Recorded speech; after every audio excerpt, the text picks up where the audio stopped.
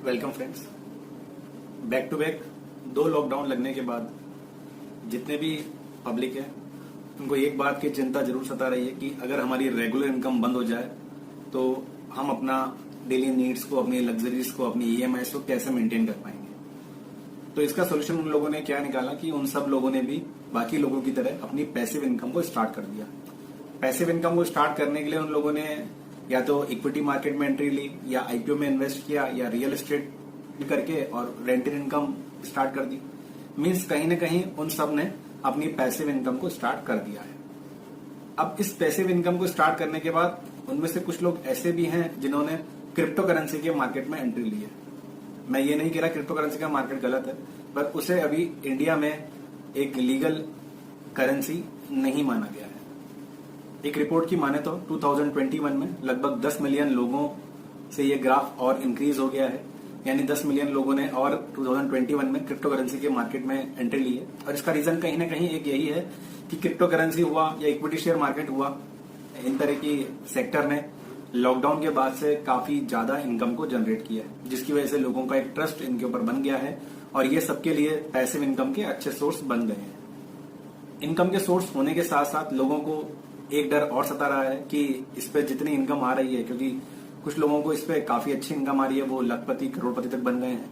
तो इतनी ज्यादा इनकम होने के बाद उनको एक चीज का डर सता रहा है कि कहीं इस पे कोई टैक्सेशन तो नहीं है, यानी इसको डिस्क्लोज कैसे करना है, इस पे गवर्नमेंट हमसे कोई टैक्स मांग सकती है क्या, आने वाले समय में इससे कोई टैक्सेशन आ सकता है क्या। तो इन्हीं सब बातों को लेकर हम आज डिस्कस करते हैं। तो चलिए वीडियो को स्टार्ट करते हैं।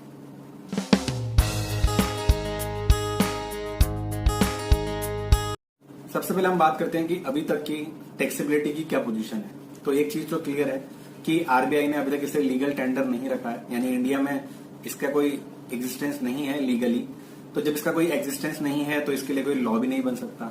तो अभी तक इंडिया में इसके टैक्सेशन को लेकर कोई भी बात नहीं की गई है, न इसके ऊपर टैक्सेशन लिया जाने के लिए कोई रूल बना हुआ है। इवन अगर हम पूरी इनकम टैक्स लॉ की बात करें तो वहां पर इसके बारे में कोई बात भी नहीं की गई है कि क्रिप्टो करेंसी पे किस तरह से टैक्स लगाया जाए। तो इट मीन्स अभी तक यहां पर कोई टैक्सेबिलिटी का पॉइंट अराइज नहीं होता। हम क्रिप्टो करेंसी के ओरिजिन से स्टार्ट करते हैं। क्रिप्टो करेंसी का नेचर क्या है? क्रिप्टो करेंसी में 2 तरह के नेचर शामिल है। या तो आप इसे करेंसी की तरह यूज करेंगे या आप इसे एसेट्स की तरह रखेंगे।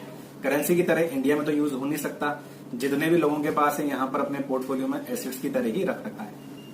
क्रिप्टो करेंसी को 2 तरह से हम लोग एक्वायर कर सकते हैं, यानी एक तो हम एक्सचेंज से खरीद लें, दूसरा हम इसे माइनिंग करें, सेल्फ जनरेटेड एसेट्स की तरह हम इसे एक्वायर कर सकते हैं। सबसे पहले हम बात करते हैं कि अगर आपने क्रिप्टो करेंसी को as a self generated assets acquire किया है तो क्या होगा, यानी आपने इसे माइनिंग के थ्रू खुद ही क्रिप्टो करेंसी को बनाया है।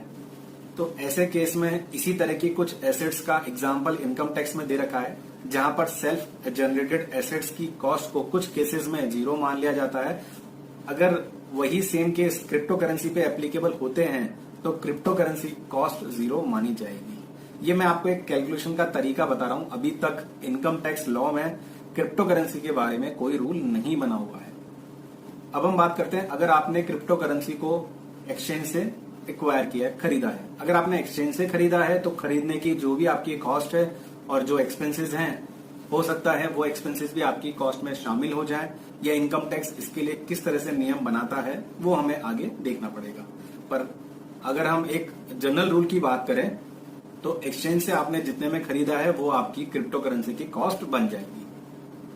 तो इस तरह क्रिप्टो करेंसी को आपने कितने में सेल किया है उसमें से अगर आप उसकी कॉस्ट को माइनस कर दें तो क्रिप्टो करेंसी पे होने वाले प्रॉफिट या लॉस को आप इजीली कैलकुलेट कर सकते हैं। ये मैंने दोनों एग्जांपल लेके आपको बता दिया। ये तो हमने बात करी क्रिप्टो करेंसी पे प्रॉफिट या लॉस कैलकुलेट करने की। अब हम बात करते हैं क्रिप्टो करेंसी पे टैक्सेबिलिटी कैसे अराइज होगी। टैक्सेबिलिटी के बारे में इनकम टैक्स में एसेट्स को लेकर कुछ रूल बने हुए हैं।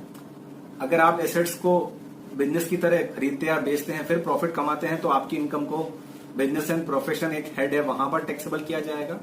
लेकिन अगर आप एसेट्स को इन्वेस्टमेंट की तरह खरीदते हैं और फिर बाद में सेल करते हैं तो वो अगर इनकम टैक्स के हिसाब से टैक्सेबिलिटी की कैटेगरी में आता होगा तो आपको उस पर कैपिटल गेन एक हेड है, उसके रूल्स के हिसाब से टैक्स देना पड़ेगा। सबसे पहले हम बात करते हैं बिजनेस एंड प्रोफेशन में टैक्स कैसे लगेगा। जितने में आपने सेल किया और जितने में आपने खरीदा, दोनों का डिफरेंस क्या हो जाएगा, प्रॉफिट। और एसएससी का जो नॉर्मल स्लैब सिस्टम है इनकम टैक्स का, उसके हिसाब से नॉर्मली टैक्स कैलकुलेट करके क्रिप्टो करेंसी के गेन के ऊपर भी टैक्स लग जाएगा। अब हम बात करते हैं कि अगर आपने एज ए इन्वेस्टमेंट हेल्ड किया होगा तब इसका क्या ट्रीटमेंट होगा। उसके लिए मैं थोड़ा सा आपको कैपिटल गेन चैप्टर का ओवरव्यू देना चाहूंगा।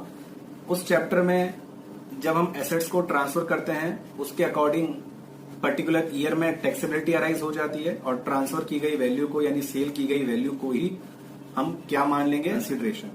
और जितने में आपने उसे एक्वायर किया एज द केस में भी, चाहे वो आपने एक्सचेंज से खरीदी हो चाहे सेल्फ जनरेटेड एसेट्स हो, दोनों ही केस में जो भी उसकी कॉस्ट होगी उसको हम लिखकर माइनस कर देंगे। इस तरह इसका प्रॉफिट या लॉस कैलकुलेट हो जाएगा। अगर आपको ये प्रॉफिट होता है और ये प्रॉफिट आपको कैपिटल गेन हेड में टैक्सेबल करने के लिए दो रूल आपको ध्यान रखने पड़ेंगे। सबसे पहला, अगर आपने क्रिप्टो करेंसी को लेस देन 36 मंथ्स होल्ड करके फिर सेल किया है तो आप पर short term capital gain attract होगा, और अगर आपने मोर देन 36 मंथ होल्ड करने के बाद फिर सेल किया है तो आप पर लॉन्ग टर्म कैपिटल गेन के रूल अट्रैक्ट होंगे। शॉर्ट टर्म कैपिटल गेन के रूल एसएससी के इनकम टैक्स स्लैब रेट के अकॉर्डिंग कैलकुलेट होते हैं, जबकि लॉन्ग टर्म के अंदर एसएससी को 20% की रेट से टैक्स देना पड़ेगा। अभी तक क्रिप्टो करेंसी पर इंडियन टैक्स लॉ के हिसाब से कोई भी टैक्स अराइज नहीं होता, लेकिन फिर भी आपको क्रिप्टो करेंसी को अगर आप होल्ड करके रखते हैं या आप उसे सेल करते हैं तो आपको उसके बारे में डिस्क्लोजर जरूर देना चाहिए। डिस्क्लोजर हमें कहाँ देना है, कैसे देना है, इसके बारे में हम बात करते हैं। जितने भी टैक्स पेयर हैं वो एक बात जरूर जानते होंगे कि अगर उनकी ईयरली इनकम 50 लाख से ज्यादा है, उन्हें अपनी सारी एसेट्स और सारी लायबिलिटीज को शेड्यूल में including cost of acquisition mention करना पड़ता है। इवन अगर उनकी ये फॉरेन में भी एसेट्स हो तो भी इसके बारे में उन्हें डिस्क्लोजर जरूर देना पड़ेगा। और इनकम टैक्स की जो गाइडलाइन है उसके हिसाब से अगर आप इस तरह की किसी एसेट्स को हेल्ड करके रखते हैं और आपकी ईयरली इनकम 50 लाख से ज्यादा है तो आपको अपने शेड्यूल में एसेट्स और लायबिलिटीज के साथ क्रिप्टो करेंसी को एज ए एसेट्स मानते हुए डिस्क्लोज जरूर करना चाहिए, क्योंकि हो सकता है आने वाले समय में इसके लिए कोई रूल बन जाए और तब जिसने अपनी ईयरली इनकम 50 लाख से ज्यादा होने के बाद भी डिस्क्लोज नहीं किया है तो शायद उनके ऊपर पेनल प्रोविजन अट्रैक्ट हो सकते हैं। लेकिन अभी तक इसके लिए ऑफिशियली कोई भी गाइडलाइन नहीं है। इनकम टैक्स लॉ में क्रिप्टो करेंसी के बारे में कोई रूल्स एंड रेगुलेशन नहीं है, ना ही उसके प्रॉफिट पे टैक्स देना है, ना ही उसके लॉस को इक्विटी शेयर की तरह एडजस्टमेंट करना है कोई रूल है। इट मीन्स जब तक कोई रूल नहीं है तब तक आप अपने हिसाब से बिना किसी गाइडलाइन के इसमें प्रॉफिट या लॉस जैसी भी पोजीशन हो आप डीलिंग कर सकते हैं। पर जैसे ही रूल बन जाएगा तो आपको इसके बारे में प्रॉफिट या लॉस के ऊपर हो सकता है आने वाले समय में टैक्स भी देना पड़े। मिलता हूं आपसे अगली बार ऐसे ही किसी यूनिक टॉपिक पे बात करने के लिए। नमस्कार।